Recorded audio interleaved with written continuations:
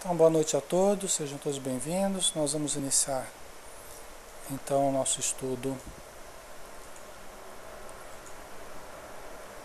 Vamos iniciar nosso estudo do livro No Mundo Maior, no capítulo 8, Santuário da Alma, né? Aquele caso do rapaz do Marcelo que está tendo epilepsia, né? Mas já no processo de recuperação, tá? Devendo apenas os resquícios aí dessa dificuldade, tá? Foi antes então que a gente parou? Então tá, então vamos pegar aqui. O rapaz todavia encontrou imediatamente os antídotos necessários, refugiando-se na residência dos princípios nobres, isto é, na região mais alta da personalidade, pelo hábito da oração, pelo entendimento fraterno, pela prática do bem e pela espiritualidade superior. Tá? Então ele encontrou nessas práticas espirituais, né, de técnicas de espiritualização, ele encontrou os recursos necessários, os antídotos necessários, né, ele refugiando-se na residência dos princípios nobres. Tá? Porque se quando a gente cai, a gente cai da zona dos princípios nobres e a gente despenca passando pelo ego, pelo consciente e caindo lá para o inconsciente, para a sede dos instintos, toda melhora tem que ser uma subida. Toda melhora tem que ser uma subida para os princípios nobres, para a residência dos princípios nobres. Então nós temos que usar as técnicas para subirmos dentro de nós. Por isso que Jesus falava, né? Para nós subirmos no monte e não descermos. Né? Quer dizer, para nos localizar nas regiões mais elevadas dentro de nós. Isso é extremamente importante. Tá? Isso a gente consegue através da prece, através da meditação, através da leitura elevada, através da caridade, do exercício, né, da caridade. Nós conseguimos devagarzinho ascender, né, subir espiritualmente, ativando o superconsciente, ativando as expressões mais nobres dentro de nós. É extremamente importante isso. Deixa eu só ajeitar, peraí.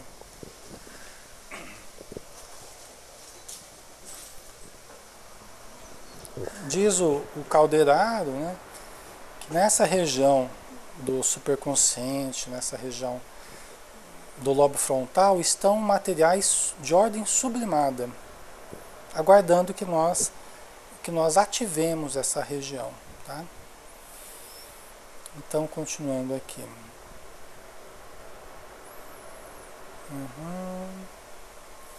Limitou Descartes a desarmonia neuropsíquica e reduziu a disfunção celular, reconquistando o próprio equilíbrio, dia a dia, mobilizando as armas da vontade.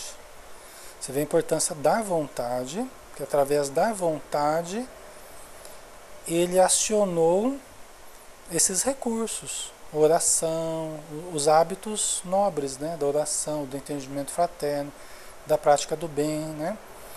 Gente, isso é a vontade que faz, é a vontade que aciona. Né? A Maria fazendo bem, elevando seus pensamentos. Isso mesmo, boa noite, Wagner, um abraço. Né? É a vontade que faz isso. Tá?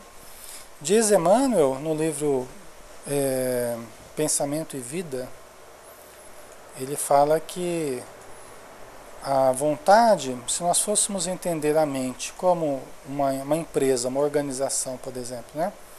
Nós teríamos a vontade lá em cima e embaixo nós teríamos a inteligência, a criatividade, né? a memória, nós teríamos todas as outras funções. E a vontade seria aquela que comanda tudo isso. Né? Se a gente fosse imaginar como um trem, a vontade seria a locomotiva. E todos os outros recursos seriam os vagões aí que o trem vai puxando, né?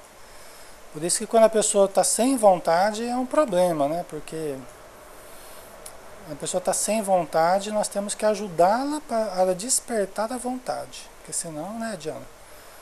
Aí fica. Quando a pessoa está sem vontade, a gente fala que ela está com má vontade. Mas na verdade é que ela não está com vontade, né? A gente chama de má vontade. Fulano tá com má vontade, né?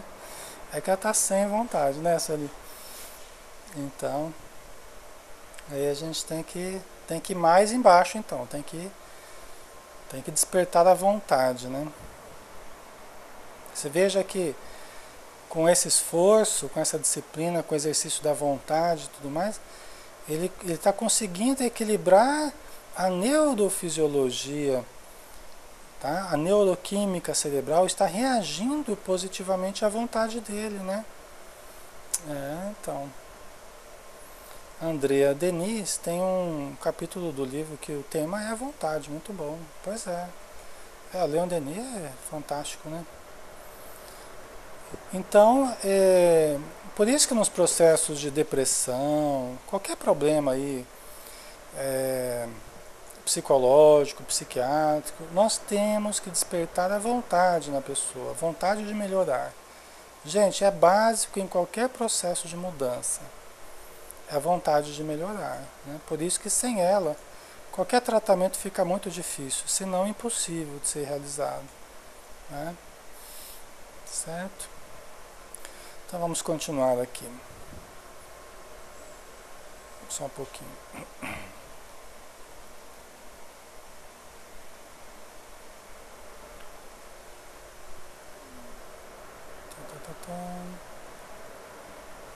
Oh meu Deus, eu perdi aqui, peraí. Ah, tá, chega. Nesse esforço, dentro do qual se fez extremamente simpático, recebeu vultosa colaboração de nossa esfera, aproveitando-a integralmente, pela adesão criteriosa ao esforço construtivo do bem. Né? Quer dizer, ele recebeu muita ajuda espiritual. Muita ajuda espiritual. Mas por quê? Porque ele aderiu ao esforço construtivo do bem. Porque os espíritos sempre estão dispostos a nos ajudar, né, pessoal? Sempre estão dispostos, os bons espíritos. Mas é que eles precisam da nossa adesão. Tá? Por isso que Jesus sempre perguntava, o que você quer que eu faça? Senhor, que o Senhor me cure. Olha a adesão da pessoa. Ela está aderindo à influência de Jesus. Tá? Sem essa adesão, sem que a pessoa acredite, queira, peça ajuda, né, fica muito difícil, né? Então, a adesão aqui do Marcelo, né?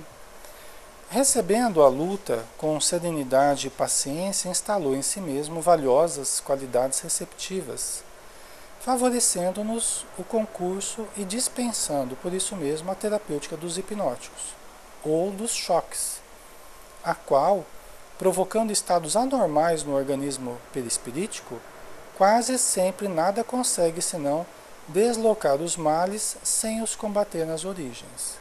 Tá? Gente, nós temos que lembrar que esse livro é de 40, 50, pouco, não estou com o livro normal aqui. Então, os remédios naquela época, eles também eram mais complicados do que os remédios de hoje. Tá? Os remédios de hoje têm uma eficácia e tem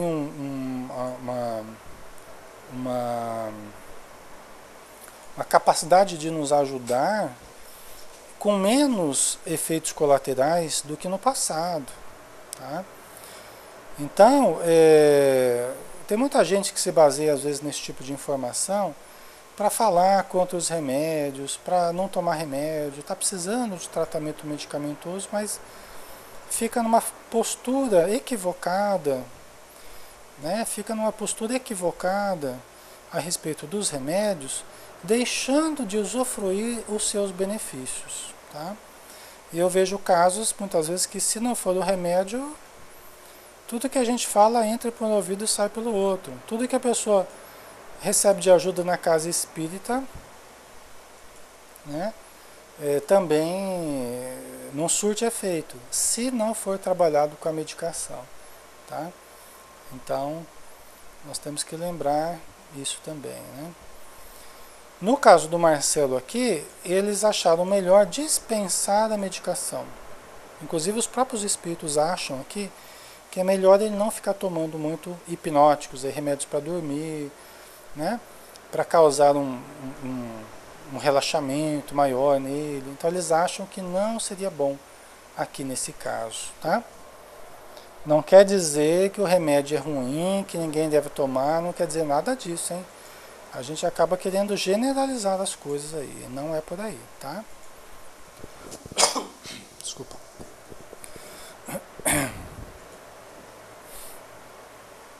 Tudo tem o seu papel, né, Guducha? Gente, vem espíritos de muita luz, reencarnam e vão trabalhar nos laboratórios para descobrir substâncias novas, princípios ativos diferentes. A nossa química aqui, ela está evoluindo também, pessoal. Chegando no plano espiritual vai ter remédio também, sabia? A gente fica com essa postura de superioridade, não toma remédio, não toma remédio. Aí chega no plano espiritual, os espíritos vão dar certos remédios também. Então, nós vamos aprendendo a trabalhar com a química aqui na Terra para descobrir substâncias que lá no plano espiritual já descobriram, já estão utilizando, tá? Então, isso faz parte dos tratamentos, né? Então vamos lá.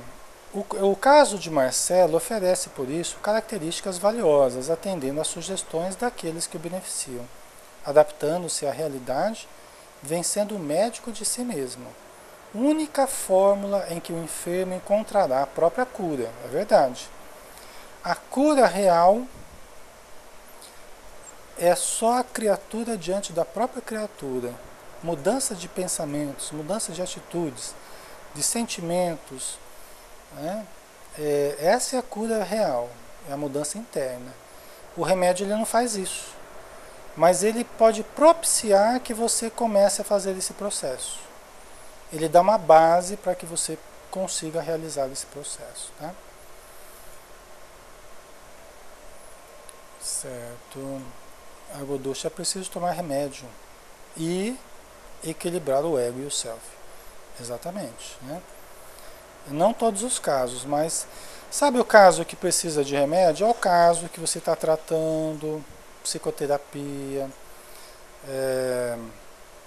ajuda espiritual, tá? E a pessoa entra semana, sai semana, ela não está reagindo. Ela não está reagindo. Você tenta fazer desobsessão, você tenta estimular ela a fazer as coisas, né? Mas ela não consegue, tá? Não consegue ter vontade, não consegue ver graça nas coisas.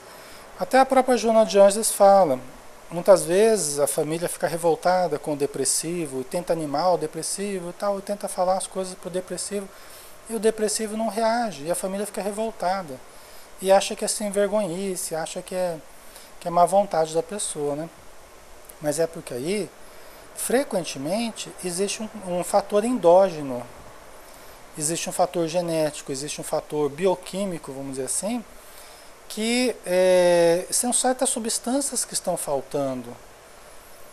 Então a pessoa não consegue, mesmo que todo mundo fale, ela não consegue reagir. Tá? Aí você vai e começa a dar uma certa medicação para a pessoa, começa a mudar. Tá? Começa a mudar. Normalmente é assim, né? Às vezes tem casos da pessoa que mesmo com a medicação ela ainda demora um pouco mais para começar a reagir, mas normalmente com a medicação ela começa a reagir. Não é a cura, mas já é pelo menos alguma melhora que permite ela começar a buscar a cura real, né? A Maria, se vem do espírito não do corpo, vai curar do físico, né? Então aí que tá, Maria. O espírito está mudando, isso é bom. Só que leva algum tempo para essas mudanças do espírito começarem a produzir mudanças no corpo. às vezes tem certas situações que não vão mais mudar no corpo. Tem certas situações que não vão mais mudar no corpo. Já foi alterado de tal forma que a pessoa acaba ficando dependente de certos remédios, mesmo tomando passe, mesmo fazendo prece, mesmo lendo. Por isso que o cérebro, os espíritos tomam muito cuidado com o cérebro, porque eles sabem que tem certas alterações ocorridas no cérebro que elas não voltarão mais. Existem certas substâncias que a gente gasta e que a gente perde, que elas não serão mais repostas. Tá? Por isso que a medicação ela surge aí como um recurso importante para gerar um equilíbrio e às vezes manter esse equilíbrio durante toda a vida da pessoa. Vamos supor que ela tenha um fator genético mais complicado aí, né? E ela não produz mesmo, tem uma deficiência lá genética, mas ela não produz certas substâncias relacionadas ao humor, relacionadas ao desempenho da vontade, né?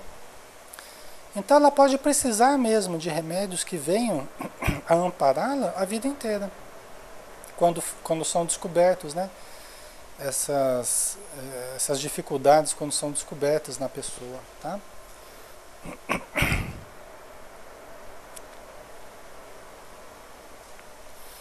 Mas aí não cabe orgulho da nossa parte. A gente tem que ter humildade e falar, se for preciso, para eu viver bem, eu tenho que tomar medicação, eu vou tomar. Essa é a atitude mais sensata. Essa é a atitude mais sensata. Olha, se for preferível você ficar bem tomando remédio do que ficar mal sem tomar. Entendeu? Preferível ficar bem tomando remédio do que ficar mal sem tomar. Adianta você ficar mal sem tomar remédio? Deixar de tomar remédio e ficar mal? Preferível tomar remédio e ficar bem. Tá? Consegue viver normalmente, né? Consegue desempenhar o seu trabalho normalmente, né? Então, o Godoxé tem serotonina, tem uma porção de neurotransmissores aí, né? Tá? Então vamos lá. Continuando, né? Nesse instante, o rapaz despedia-se delicadamente dos pais, retirando-se para o quarto particular, onde se recolheu ao leito. Após... aqui está errado, acho que está errado. Abluidamente, será que é isso mesmo? O que está escrito? Abluidamente? Ou abridamente? O que está escrito aí no de vocês? No livro normal. Onde se recolheu ao leito após abluir mesmo, né? Em pensamentos de paz e de gratidão. Bom, deu para a gente entender o sentido aqui, né? Deu para a gente entender o sentido aqui, né? Quer dizer, ele utilizou, foi para a cama, elevou o pensamento, né? Abriu a mente, a gente pode... Talvez não seja esse o sentido, mas... né? De alguma forma ele se sintonizou aí com pensamentos de paz e de gratidão a Deus, tá? Limpar, né? Tá certo, é isso aí. Ok, Eduardo. Lavar, né? Então, é isso mesmo, né? Lavar a mente em pensamentos de paz e de gratidão a Deus. Dentro de breves minutos, afastava-se do veículo denso e vinha ter conosco, saudando o caldeirado com especial carinho. Tá? Então, se afastou do corpo, espiritualmente foi conversar com o caldeirado, com o André Luiz, que estavam ali. O assistente apresentou-me afável, mostrava ao jovem profunda lucidez. Abraçado a nós ambos, com inequívocas demonstrações de alegria, comentou suas esperanças no porvir. Expôs-nos ardente desejo de trabalhar pela difusão do espiritismo evangélico, disposto a colaborar na obra edificante que os genitores vêm realizando. Você vê, ele estava cheio de propósitos bons, né? Isso é saúde. Isso é saúde. Tá? Quando a pessoa está aí com fé, né, gosta de fazer prece, gosta de evangelho, quer trabalhar na doutrina, quer divulgar o evangelho, gente, isso é saúde. Então ele vive a saúde interna, mesmo que ainda fisicamente ele tenha certas dificuldades.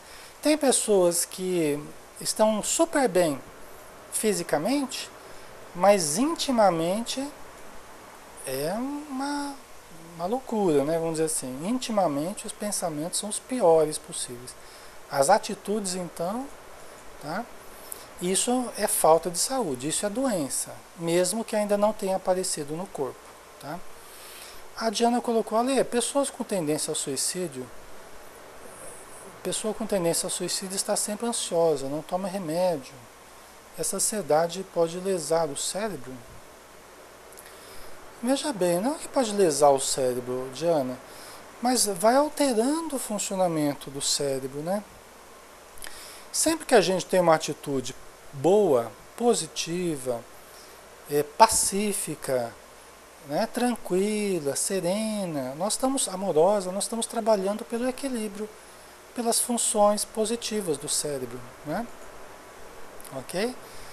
Agora, quando a gente está trabalhando em termos negativos, muita aflição, muita ansiedade, muita irritação, né? Então nós vamos alterando o funcionamento do cérebro. Então essa atitude mental, emocional, ela passa pelo perispírito e chega, desarmoniza o perispírito e desarmoniza o corpo, tá? Certo? Então pode causar mudanças muito profundas no cérebro. Pode fazer muito mal para o cérebro, tá? Todo o sistema nervoso, todo o corpo, na verdade, tá? Vai agravando aí as neuroses vão se instalando no corpo também, em forma de problemas posturais, né? Problemas de várias ordens no corpo, conforme a neurose vai se instalando no corpo também, tá? Então vamos lá.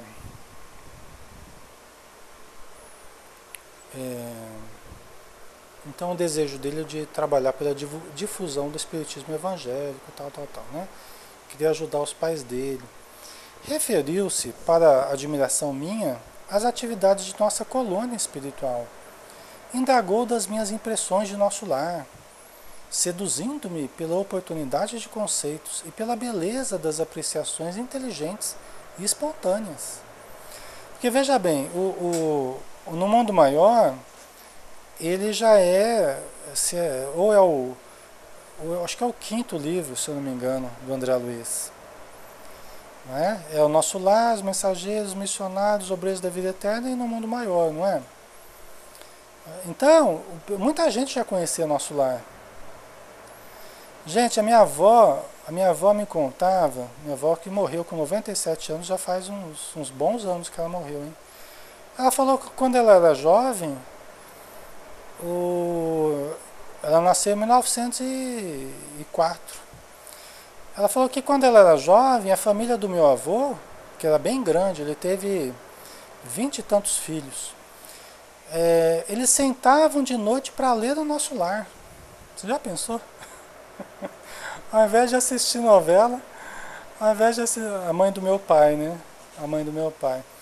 Ao invés de assistir novela na fazenda lá, eles juntavam o povo lá e vamos ler Nosso Lar. Olha que coisa maravilhosa. Muito melhor, hein? Muito melhor. Não é? Olha que beleza. Chegar no final do dia e ler Nosso Lar. Maravilha, né? Então, já era conhecido. Nessa época aqui, 50 e poucos aqui, já era conhecido o Nosso Lar. Então o rapaz já tinha lido, já sabia. Estava perguntando para eles, né? Perguntando para o André Luiz o que ele tinha achado de Nosso Lar e tal, né? Ai, ai. Sadik, adorei ler. Ah, mas é bem diferente do filme, né, Sadik? Muito melhor, né? Nossa Senhora, não tem nem comparação, né? O filme foi bom, né? Mas podia ter sido mais fiel ao livro, né? Eu acho. Hoje tem essas programações, né, Tânia? Vamos lá. A conversa ia a meio quando dois vultos sombrios cautelosamente se aproximaram de nós. quem seriam? Senão míseros transeuntes desencarnados? Ó, eles estavam andando então, os três, né? O Calderaro, o André Luiz e o Marcelo. Aí eles toparam com dois espíritos que o André Luiz classificou como míseros transeuntes desencarnados, né? Quer dizer, em situação de miserabilidade, né? Eles deviam estar numa condição assim mais obscura, tal. E aí, vamos ver o que aconteceu aqui, né? Inteiramente distraído, continuei nos comentários humildes, mas o estimado interlocutor perdeu visivelmente a calma, qual se fora tocado no íntimo por forças perturbadoras. Marcelo empalideceu, levou a destra ao peito e arregalou os olhos desmesuradamente. Reparei que as ideias lhe baralhavam no cérebro perispiritual, que não conseguia ouvir-nos com tranquilidade, e desprendendo-se célere de nossos braços, correu desabalado, retomando ao corpo, retomando o corpo, né? Então vocês viram, pessoal, ele se encontra com esses dois espíritos aí, provocou uma tal reação emocional, mental e emocional no Marcelo, que ele voltou, ele ficou perturbado e voltou correndo para o corpo, tá? Quis detê-lo, penalizado, pois conosco estava perfeitamente sintonizado. Algo mais forte que o conhecimento cordial unia-me ao novo amigo, o que reconheci desde o primeiro contato, não pude, porém, fazê-lo. Quer dizer, ele tomou simpatia pelo Marcelo, né? Ele quis impedir que o Marcelo se soltasse, mas não conseguiu, né? O rapaz saiu desabalado da carreira e foi para o corpo. Reteve-me Calderaro com vigor. Olha só, o Calderaro segurou, aí foi o Calderaro que segurou o André Luiz. E exclamou: deixa-o, André. Acompanhemo-lo. Não podemos olvidar que Marcelo não se encontra perfeitamente curado. Tá? Então, o Marcelo, logicamente, ele não está perfeitamente curado nem mentalmente, nem perispiritualmente, nem materialmente, tá? Ele está caminhando para a cura, porque ele está com esses propósitos bons, ele está caminhando a passos seguros para a cura, mas ele não está completamente curado, tá? Certo? Então vamos ver aqui. Indicando as entidades provocadoras a pequena distância, prosseguiu esclarecendo. A simples reaproximação dos inimigos de outra época alteram-lhe as condições mentais. Receoso, aflito, teme o regresso à situação dolorosa em que se viu há muitos anos, nas esferas inferiores, e busca apressado o corpo físico, à maneira de alguém que se socorre do único refúgio de que dispõe, em face da tempestade iminente, né? Então é interessante aqui a comparação, né, que o Calderaro fez. Bom, então, ele criou, pessoal, condicionamentos. O Marcelo, ele ficou tanto tempo sofrendo nas regiões inferiores, na companhia desses espíritos perversos, né, inferiores, numa condição inferior, que ele criou certos condicionamentos, certos reflexos mentais e físicos, né, perispirituais, na sua organização perispiritual, né? Então, ele, ao contato com essas pessoas, ele busca o corpo como se fosse um bichinho que busca o caramujo lá, que busca a concha, tá? Automaticamente ele volta para o corpo, na tentativa de se proteger, de qualquer forma, né? Os espíritos erradios bateram em retirada, foram embora os espíritos, e tomamos ao interior doméstico, onde encontramos o jovem tomado de contorções. Quer dizer, ele voltou rápido para o corpo e entrou em crise epilética. Tá? Abracei-o como se o fizesse a um filho querido. O ataque amainou, sem contudo cessar de todo. Ergui os olhos para o orientador em muda interrogação. Por que tal distúrbio? A câmara de Marcelo, aqui o quarto, permanecia isolada. Quanto ao contato direto com as entidades permanecia isolada quanto ao contato direto com as entidades inferiores. Permanecíamos os três em palestra edificante. Por que motivo a perturbação? Se nos mantínhamos em salutar atmosfera de santificantes pensamentos? Foi o questionamento que o André Luiz fez, né? Quer dizer, olha, estava tudo bem, aqui no quarto estava bem, estava protegido. Fora, nós estávamos conversando, sintonizados no bem. Tá? Então por que aconteceu isso? Né? O que aconteceu com ele? Aí o instrutor contemplou-me bondoso e recomendou: observa o campo orgânico, examinando particularmente o cérebro. Notei que a luz habitual dos centros endocrínicos empalidecera. Tá? Então, primeira coisa, André Luiz percebeu que a luz dos centros endócrinos empalidecera, quer dizer, perdeu a luz. Né? Provavelmente ali a pineal, a hipófise, né? Tireoide.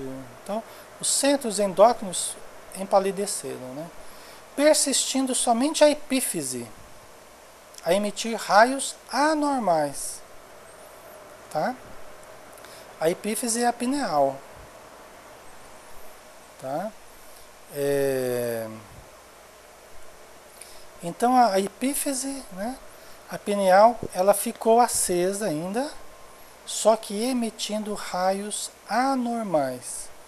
Quer dizer, o funcionamento dela não estava normal, estava anormal. Tá? E a pineal é a glândula da vida mental. Tá? É a glândula da mediunidade, principalmente, né? No encéfalo, o desequilíbrio era completo. Das zonas mais altas do cérebro partiam raios de luz mental, que, por assim dizer, bombardeavam a colmeia de células do córtex. Os raios os vários centros motores, inclusive os da memória e da fala, jaziam desorganizados, inânimes, estado de inanição, né? Esses raios anormais penetravam as camadas mais profundas do cerebelo, é aquela estrutura de trás do cérebro, né? Mais embaixo, que uma das funções é o equilíbrio, né? Perturbando as vias do equilíbrio e destrambelhando a tensão muscular. Determinavam estranhas transformações nos neurônios e imergiam no sistema nervoso cinzento, anulando as atividades das fibras. Via-se totalmente inibido o delicado aparelho encefálico. Você vê que o cérebro, né, estava todo destrambelhado, tadinho. Andreia, significa então, quando temos problema na tireoide? Não, não necessariamente, Andreia. Você pode ter problemas na tireoide por várias causalidades, né?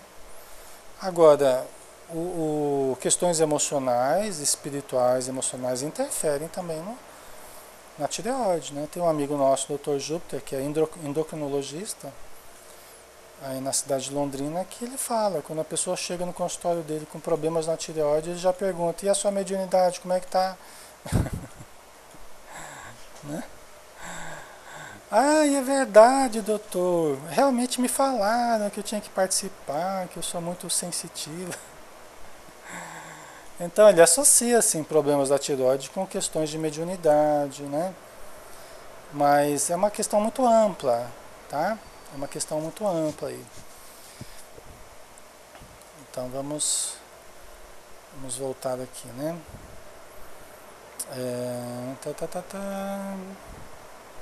Então o cérebro estava completamente destrambelhado, né? Via-se totalmente inibido o delicado aparelho encefálico. Ah, tá, isso aqui eu já falei. Tá. As zonas motoras, açoitadas pelas faíscas mentais, perdiam a ordem, a disciplina, o autodomínio. Por fim, cedendo baldas de energia. Quer dizer, as zonas motoras elas estavam recebendo descargas elétricas, né? E isso acabava bagunçando ainda mais o seu funcionamento, acabava esgotando as energias. Enquanto isso, Marcelo, espírito, contorcia-se de angústia, justaposto, né, encaixado ali, justaposto, né, ao Marcelo forma, encarcerado na inconsciência orgânica, presa de convulsões que me confrangiam a alma. Então, Marcelo, espírito, estava se contorcendo de angústia, talvez relembrando antigos quadros de sofrimento, tá? E se contorcendo de angústia, né? E ele estava justaposto ao corpo, o Marcelo corpo, Marcelo forma. E o Marcelo forma estava com o caos orgânico estabelecido, né? A convulsão, o cérebro lá naquela tempestade toda, tá? Após detido exame, indaguei de Calderado. Como explicar essa ocorrência? Afinal de contas, nosso amigo não se encontra aqui sob o guante dos perseguidores desencarnados, mas em nossa exclusiva companhia. O André Luiz questionando. Por que isso, né? Nós estamos só nós aqui, ele não está na companhia dos perseguidores, né? O orientador, agora em ação de socorro magnético, interferia restaurando o equilíbrio, recomendando-me aguardar alguns minutos. Em breve dominou a desarmonia. Envolvendo-lhe o campo mental em emissões fluídico-balsâmicas, o desastre não chegou a termo, né? Porque poderia ter consequências muito graves, né? Cerebrais e físicas, né? Marcelo aquietou-se. Refez a atividade cerebral. Qual praça em tumulto logo descongestionado? Então você imagina uma praça que tem bastante gente ali, as pessoas brigando e tal. De repente, o caldeirado foi aplicando o passe, é como se essa praça fosse esvaziando, todo mundo fosse voltando para suas casas, aí volta ao normal, né? A Sueli, quando temos encontros com nossos desafetos no sono, passamos também por todo esse processo, não tão profundo quanto o de Marcelo? Sueli, não necessariamente, tá? É que o caso do Marcelo aqui é um caso específico, porque ele ficou muito tempo em sofrimento nas zonas inferiores, ele criou certos condicionamentos que hoje respondem por atitudes automáticas, por reflexos automáticos, que ele está tentando dominar também, né? Nós podemos ter várias reações diante dos espíritos infelizes. Nós podemos ter várias reações, tá? Lógico que são reações que evocam emoções desencontradas em nós, medo, pânico, aflição. Então, a gente tem sim alterações no cérebro. A gente volta correndo para o corpo, né? Aí você volta correndo para o corpo, batendo o coração, aquela taquicardia, não é assim? Você suando frio ali, ai meu Deus do céu, graças a Deus eu acordei. Não é? Você volta ali aquele sufoco. Inclusive nesses momentos é muito comum a gente querer voltar tão rápido para o corpo que aí a gente quer reassumir o corpo e não houve aquele processo vagaroso de reassumir o corpo e tal. Aí o corpo não responde, você tenta gritar e parece que não sai a voz, não é? É porque ainda não houve, você fica paralisado naquele processo lá de letargia, né? Você fica ali paralisado, né? Mas é porque o espírito, perispírito e corpo ainda não se ajustaram. Porque quando a gente volta para o corpo, é como se nós entrássemos numa cabine, vamos supor que nós vamos pilotar um avião. Você entra na cabine do avião, agora vamos começar a ligar os botões. Tic, tic, tic, tic, começa a ligar os botões, né? Você liga daqui, vai ligando os botões, né? Você não vai conseguir entrar no avião, na cabine do avião e já sair voando no avião. Né? Você tem que começar a ligar os botõezinhos lá, né? Você tem que reassumir as funções cerebrais. Você tem que pegar lá no manche e tal, né? E começar a ligar tudo. Esquentar o motor, né? Geralmente, pode acontecer, viu, Diana? Quando volta muito rápido para o corpo, pode acontecer. E muitas pessoas dá fortes dores de cabeça, pode acontecer, tá? Então, existem sim, né, Sueli? Existem mudanças no cérebro, né? Existem mudanças nas glândulas, na circulação, tá? Só que no caso do Marcelo isso é mais grave, tá? Isso é mais grave mesmo, tá?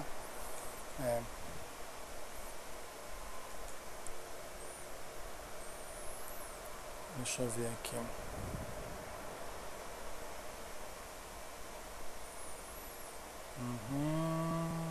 Tá.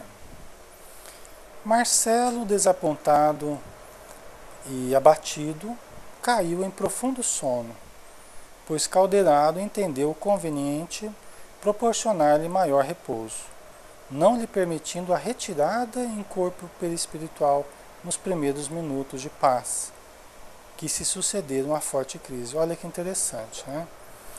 Então, o Marcelo, ele caiu em sono profundo, até espiritualmente.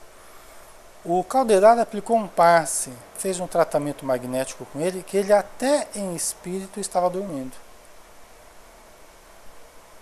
Vocês entenderam? Até em espírito ele permaneceu dormindo. Ele não saiu de novo perispiritualmente do corpo para voltar a conversar com ele. Ele ficou dormindo também em espírito. Tá? Por que o Calderaro fez isso? Para que ele pudesse se recuperar melhor. Tá?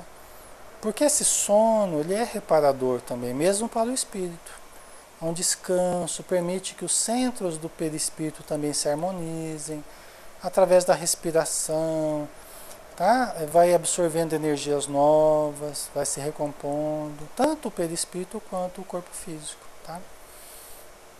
Agodushi, como é bom acordar sorrindo feliz. Certamente estivemos com amigos e a fazer o bem.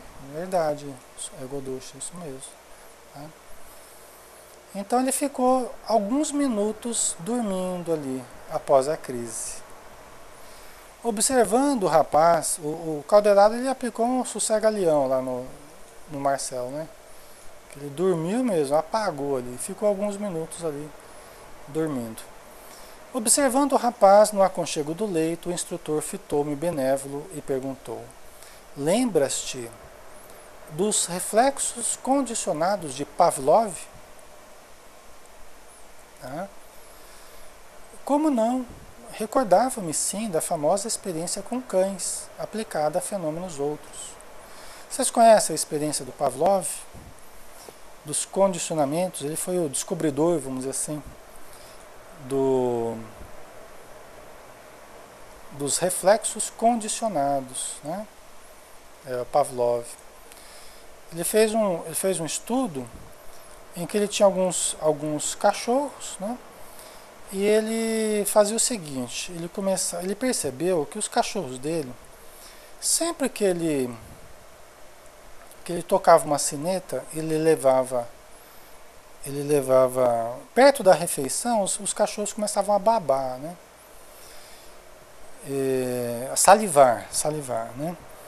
E ele percebeu que sempre que ele tocava a sineta para chamar os cachorros, ele já começava a salivar quando ele tocava a sineta. Ele tocava a sineta e dava um pedação de carne para os bichinhos lá, né? Para os cachorros. E aí ele começou a tocar a sineta e os bichinhos já salivavam, mesmo que ele não tivesse apresentado ainda a carne, né? Então, ele percebeu que isso acontecia por quê? Porque o estímulo da carne associado ao estímulo sineta tocando, campainha tocando, passava a criar um condicionamento, que a gente acabou conhecendo como o condicionamento de Pavlov, os reflexos condicionados de Pavlov. Tá? Quer dizer que você faz com aquele estímulo, ele gere uma outra reação. Tá? Ele continue tendo o mesmo efeito que o objeto real, que a carne. Então a sineta já começa a ter o mesmo efeito que a carne. Tá? Só que não dá para comer a sineta, né? Só dá para comer a carne. Só dá para salivar, né? Porque comer mesmo que é bom, não é? Então, foi uma grande descoberta. Por quê? Porque nós temos muitos condicionamentos. Os condicionamentos estão na base do nosso aprendizado. Estão na base dos processos orgânicos nossos. Toda a nossa evolução, ela ocorreu muito em função dos condicionamentos que a gente foi criando. Tá? Foi muito importante essa descoberta dos condicionamentos.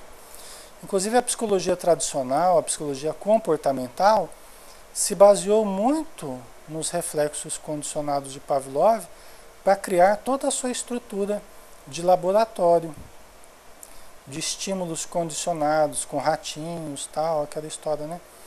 Que depois eles começaram a transpor esses estudos para o ser humano, para os comportamentos do ser humano. Mas a base disso foi o reflexo condicionado de Pavlov, tá?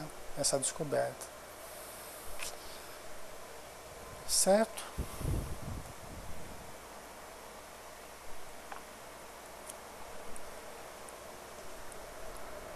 Querem mais um pouquinho? A gente demorou um pouco para começar. Querem. Mas tem um parágrafo enorme aqui, né? Acho que é bom de dar uma paradinha aqui. Vou dar uma paradinha aqui. Tem um parágrafo aqui que se a gente entrando nesse parágrafo, a gente só vai parar na semana que vem. Ai, ai.